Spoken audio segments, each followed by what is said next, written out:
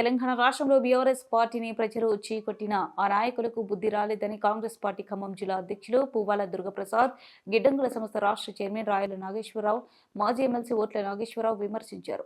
శనివారం ఖమ్మం జిల్లా కాంగ్రెస్ పార్టీ కార్యాలయంలో ఏర్పాటు చేసిన విలేకరుల సమావేశంలో వారు మాట్లాడుతూ గ్రామ సభలలో కాంగ్రెస్ పై ప్రజలు తిరుగుబాటు చేస్తున్నారని, తప్పుడు ప్రచారం చేస్తున్నారని వారన్నారు.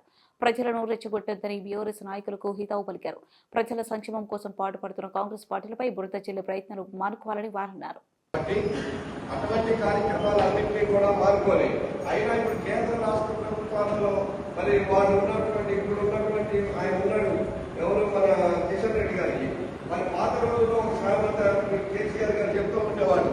ఏమనంటే ఆంధ్రుడి కాలంలో ముందు కూర్చుకుంటే నా పట్టితో తెస్తాను. కానీ ఇప్పుడు కేంద్ర ప్రభుత్వం పరిస్థితి ఏంటంటే కేసీఆర్ కుటుంబంలో ఎవరికి ముందు కూర్చుకున్నా కూడా నా పట్టితో తెస్తానే విధంగా ఇప్పుడు కిషన్ రెడ్డి గారు మాట్లాడుతూ ఉన్నాడు. మరి కిషన్ రెడ్డి గారు ఈ రోజు నిన్న ఆయన మాట్లాడే విధానం ఏంటంటే ఈ స్కీమ్లన్నీ ఇక్కడే ఆయన దావోసుకుని తెచ్చేదేంటి అక్కడి నుంచి లేదు.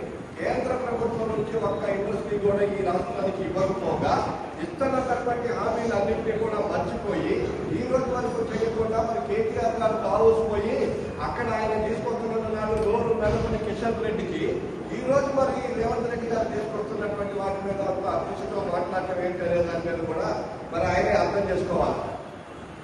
అది ఆ రకంగా అనేక రకాలుగా ఈ రాష్ట్ర ప్రభుత్వంలో మీద గుర్తు చదువుతున్నటువంటి నాయకులందరికీ కూడా మీ ద్వారా నేను ఒకటే విషయాలు చెప్తా ఉన్నా. ఇప్పటికైనా మాకు ఇంకా 4 సంవత్సరాల సమయం ఉంది.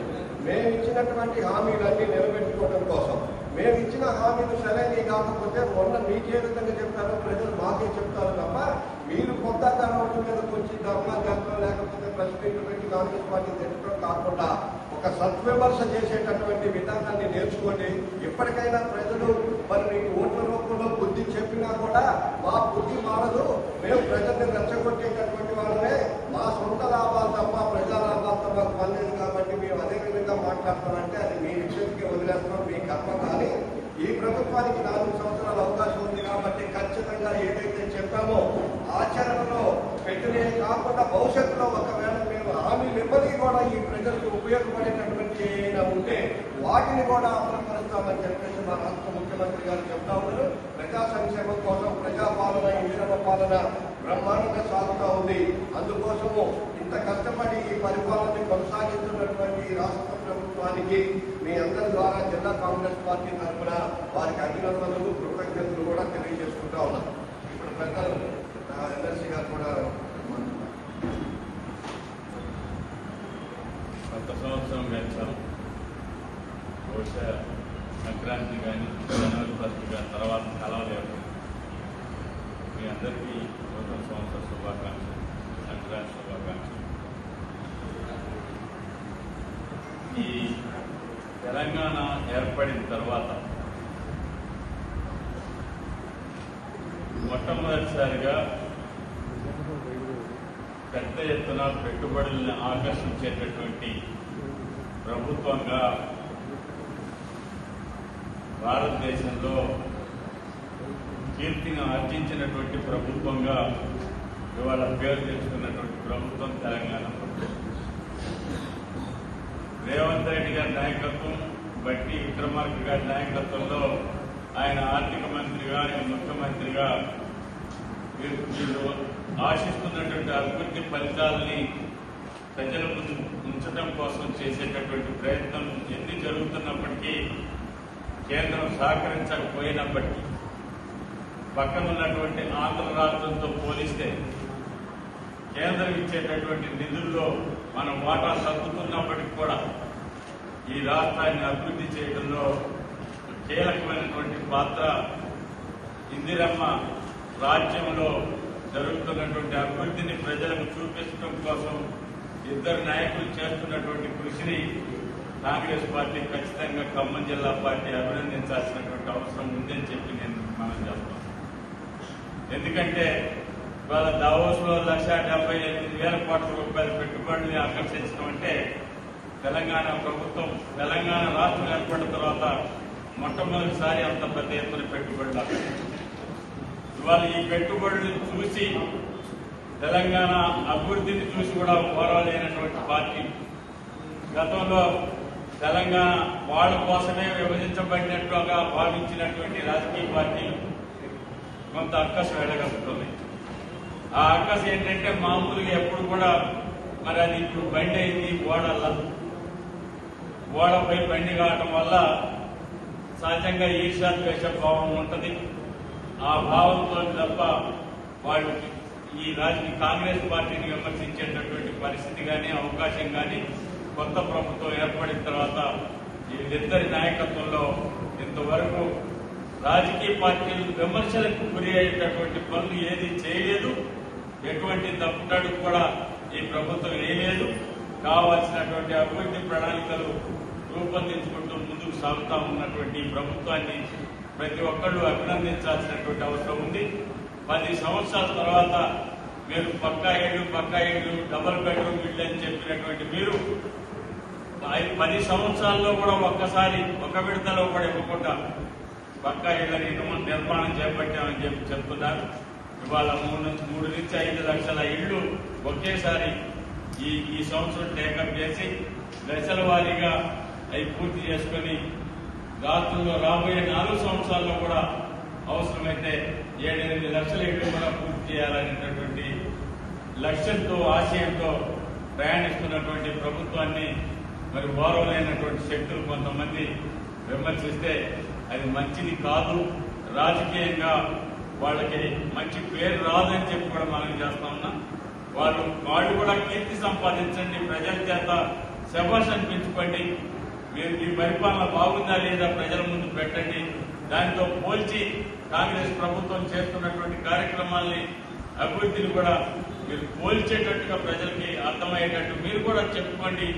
కానీ దుర్భాషలు ఆడేటటువంటి పద్ధతిలో మాట్లాడటం అనేటటువంటి సరైనది కాదు అని చెప్పి నేను భావిస్తూ సెలవు. దేశంలో ఉండటం వల్ల మీ అందరికీ శుభాకాంక్షలు తెలియజేయగలను. ఈ సందర్భంగా మీ అందరికీ నూతన సంవత్సరం అదేవిధంగా సంక్రాంతి శుభాకాంక్షలు తెలియజేస్తాను. మొట్టమొదటిగా తెలంగాణ రాష్ట్రం ఏర్పడిన తర్వాత అత్యధికంగా ఈనాడు సుమారుగా 2 లక్షల కోట్ల రూపాయలు పరిశ్రమలు అయితేనే వ్యాపారాలు అయితేనే పెట్టుబడి పెట్టడానికి జాతీయంగా అంతర్జాతీయంగా ఉన్న ప్రముఖ సంస్థలన్నీ కూడా ఈరోజు ఎదురు తీసుకోవడం కానీ పరిశీలిస్తామని చెప్పడం కానీ జరిగింది. దీనికి ముఖ్యమంత్రి గారికి, ఉప ముఖ్యమంత్రి గారికి, ఐటీ శాఖ మంత్రి గారికి, మంత్రివర్గం అంతా కూడా మరి వారు చేసిన కృషికి, వారు చేస్తూ ఉన్న అభివృద్ధికి, వారు చేస్తున్న ప్రణాళికలకు మద్దతుగా ఈ రకంగా పెట్టుబడులని ఆకర్షించాయని చెప్పి నేను నమ్ముతాను. ఎందుకంటే 10 సంవత్సరాలు నేను పరిపాలించాను, 10 సంవత్సరాలు అభివృద్ధి చేశాను అని చెప్పిన తర్వాత కూడా 11వ సంవత్సరం దావోస్లో జరిగిన మరి ఆ మీటింగ్లో 40,000 కోట్ల రూపాయలే పెట్టుబడి పెట్టడానికి పెట్టారు. కానీ 1 సంవత్సరం కాలంలో కాంగ్రెస్ పార్టీ రేవంత్ రెడ్డి గారు, బట్టి విక్రమార్క గారు చేసిన అభివృద్ధి కానివ్వండి, అభివృద్ధి కోసం చేసిన ప్రణాళికలు కానివ్వండి, కొత్త విధానాలు కానివ్వండి, పారిశ్రామిక విధానం కానివ్వండి, అదేవిధంగా ఇంధనం కోసం చేసిన విధానం కానివ్వండి, ఈ విధానాలతో ఒకప్పుడు మనం కెమికల్ రంగంలో కానివ్వండి, ఫార్మా రంగంలో కానివ్వండి, హైటెక్ సాఫ్ట్వేర్ రంగంలోనే అభివృద్ధి కనిపించేది.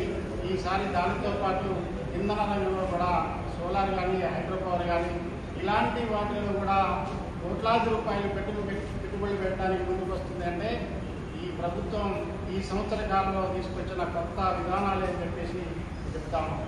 అదేవిధంగా ప్రతిపక్షంలో ఉన్న బీఆర్ఎస్ కానివ్వండి, కేంద్రంలో ఉన్న పార్టీ బీజేపీ కానీ ఎలాంటి సహాయ సహకారాలు అందించకుండా ప్రతిదీ విమర్శిస్తూ హైదరాబాద్ ఇమేజ్ని దెబ్బతీశారు. హైదరాబాద్ అభివృద్ధి కొంటుపడింది. హైదరాబాద్లో నాడు ఎవరికి రక్షణ లేదు అని చెప్పి పదే మేము అధికారంలోకి వచ్చిన తర్వాత నెల రోజుల నుంచి ఒకవైపు కేటీఆర్ గారు, ఒకవైపు హరీష్ రావు గారు, కవిత గారు, అదేవిధంగా బీజేపీ వాళ్ళు చెప్తున్నప్పటికీ ప్రపంచంలో ఉన్న ఆర్థికవేత్తలను కానీ, పారిశ్రామికవేత్తలు కానీ వారు చెప్పిన మాటలు నమ్మకుండా ఖచ్చితంగా ఇది అభివృద్ధి పథంలో నడుస్తూ ఉంది. హైదరాబాదు మన పెట్టుబడులకి ఇప్పుడు సేఫ్గా ఉంది, అక్కడ మనం అభివృద్ధి చెందుతున్నామని చెప్పి మరి దేశవ్యాప్తంగా చాలా రాష్ట్రాలు పోటీ పెట్టినప్పటికీ ఏ రాష్ట్రంలో కూడా పెట్టని పెట్టుబడుల్ని మనం ఈరోజు ఆకర్షించాలంటే ఖచ్చితంగా ముఖ్యమంత్రి గారికి ఈ రాష్ట్ర మంత్రివర్గం చేసిన కృషి అని చెప్పి చెప్తాను. హైదరాబాద్ నగరానికి మరి ఆనాడు ఓఆర్ఆర్ తీసుకొచ్చిన కాంగ్రెస్ ప్రభుత్వం తీసుకొచ్చింది రాజశేఖర రెడ్డి గారు, ఈనాడు త్రిపుల తీసుకొచ్చిన కాంగ్రెస్ ప్రభుత్వమే రేవంత్ రెడ్డి గారి నాయకత్వంలో తీసుకొస్తా ఉన్నాం. అంటే మరి పారిశ్రామికంగా ఎదగాలంటే మరి ఇన్ఫ్రాస్ట్రక్చర్ పెరగాలి, ఆ ఇన్ఫ్రాస్ట్రక్చర్ పెరగాలంటే ఈ సౌకర్యాలు పెరగాలి, ఆ సౌకర్యానికి ప్రణాళిక వేసి ఈనాడు సంవత్సరం కాలంలోనే కేంద్ర అనుమతులు తీసుకొచ్చి మరి దక్షిణ భాగంలో మరి ఓఆర్ఆర్కి గంటలు పిలిపించి అదేవిధంగా ఉత్తర భాగంలో కూడా మరి ఈనాడు దానికోసం ప్రయత్నం జరుగుతూ ఉంది. దాన్ని నమ్మారు, అది ఆచరణలో సాధ్యమవుతుందని చెప్పారు. అదేవిధంగా మూసీ ప్రక్షాళన కూడా ప్రపంచమంతా హర్షిస్తా ఉంది.